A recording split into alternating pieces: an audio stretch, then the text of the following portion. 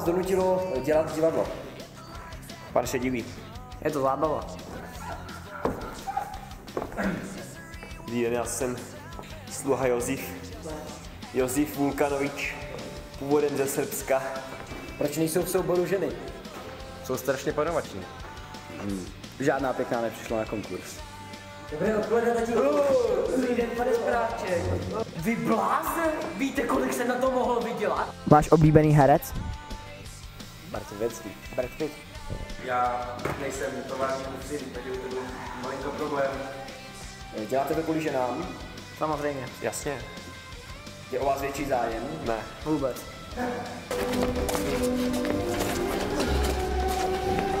Jaké jsou charaktery vašich rolí? Slušňáček. Zahradník se skrytým talentem. Vy si konečně vyrazili, co? Jak se to vlastně jmenuje? Jsou to milenky starého kriminálníka.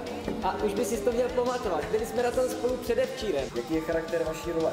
Nuda, jako vždy. Bohatý záporák. Jedna. Myslíte si, že máte na to jít na vysokou školu? Myslím si, že ne. Myslím si, že to půjde nějakou. Josif Vulkanovič. Prosím vás, mohli jste na chvíli tady počkat na to, já to dovolujete? Ale Josife... V čem je síla divadla? No, asi v kolektivu. Kde spolu držíme a to nás spojuje. Jsou to jenom chlapy. Kterou českou skupinu posloucháte nejvíce? Varování. Kabát.